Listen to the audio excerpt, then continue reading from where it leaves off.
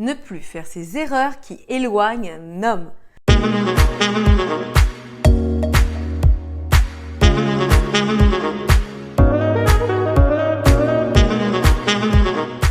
Bonjour mesdames et bienvenue dans cette nouvelle vidéo toujours destinée à améliorer ta vie de femme, la transcender et accéder au meilleur. Je suis ravie de vous accueillir dans cette nouvelle vidéo qui est destinée à vous impacter, qui est destinée à vous permettre de mieux comprendre les hommes, la gente masculine, mais surtout pour tirer votre épingle du jeu et faire en sorte d'être heureuse. Ici Samantha Pampiglia, votre experte, votre coach en relations amoureuses, mais aussi en développement personnel au féminin.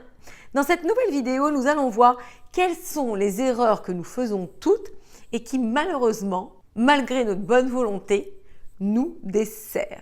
Mais si ce n'est pas fait, avez-vous candidaté pour votre diagnostic gratuit de 45 minutes?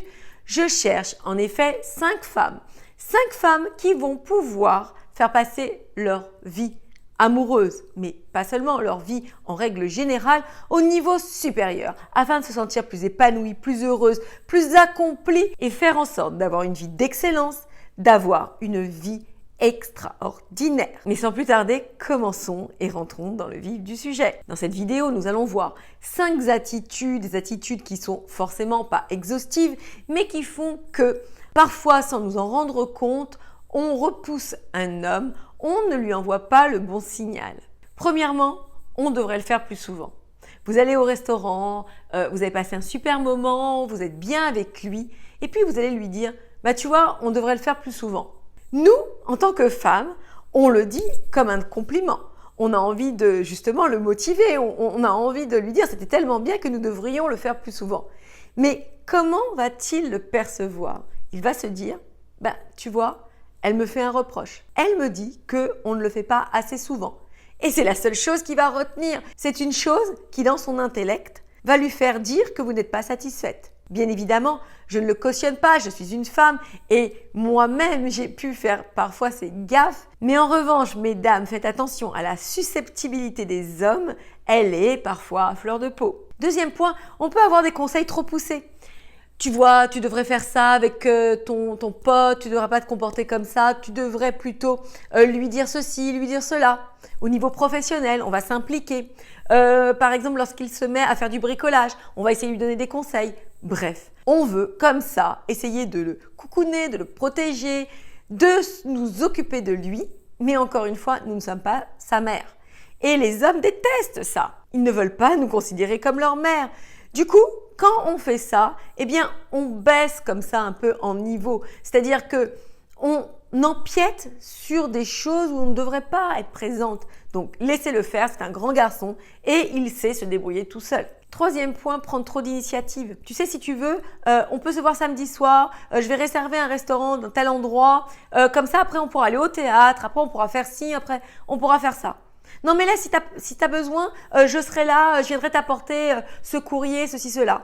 Oh ben, si tu veux, tu peux encore une fois, samedi soir, préparer ceci, moi je te rejoins, etc., etc. On est les organisatrices de tout. On est là, toujours sur le terrain, à vouloir faire les choses bien, à vouloir que ça se passe bien, à donner encore une fois de notre personne. Mais comme j'aime à le dire, nous devenons étouffantes de bonne volonté. Et les gars détestent ça. Ils ont envie d'espace, ils ont envie d'oxygène, ils ont envie de pouvoir prendre eux-mêmes leurs décisions. Donc mesdames, si vous vous trouvez dans cette situation, réfrénez-vous et laissez-le faire. Quatrième point, vous ne savez pas voir quand il fait des efforts. Vous ne savez pas voir à quel point il essaye de se mettre en cadre pour vous. Et du coup, il a la sensation que vous n'êtes jamais satisfaite. Et ça, c'est terrible pour un homme. Parce que au fil du temps, il va en avoir de moins en moins envie et il vous donnera moins. Et vous, au bout de compte, vous vous étonnerez. Vous vous dites, mais je comprends pas. Au départ, il était comme ci et puis au final, il le fait plus. Bref, vous serez un peu perdu. Mais encore une fois, vous n'aurez pas en vous les bonnes clés. Et cinquième point, vous relevez quand il se trompe. Vous rendez dans un endroit, il s'est trompé de direction, vous lui dites. Il a loupé quelque chose, il s'est planté sur un sujet, vous n'oubliez pas, vous ne loupez pas vous, et vous lui rappelez. Toutes ces choses-là ne sont pas faites en votre faveur. Alors, pour que certaines ne se méprennent pas, Je ne dis pas que l'on ne peut pas dire la vérité. Je dis simplement que parfois il est inutile de mettre les pieds dans le plat et ça n'a aucune incidence positive pour la suite. Ce n'est pas parce que vous lui faites remarquer que lui va pouvoir changer. On fait changer les gens en les encourageant, non pas en les réprimandant. Voilà mesdames, une courte vidéo qui j'espère va vous donner une sensibilité différente par rapport aux hommes et vous permettre de comprendre que lorsque l'on est plus avisé, lorsque on fait les choses de manière intelligente, on a véritablement une longueur d'avance sur les autres femmes. Mesdames, n'oubliez jamais que tout est accessible et possible et que vous pouvez vous aussi vous l'approprier dans votre propre vie. Je vous embrasse, je vous adore et je vous dis donc à très vite pour de prochaines vidéos.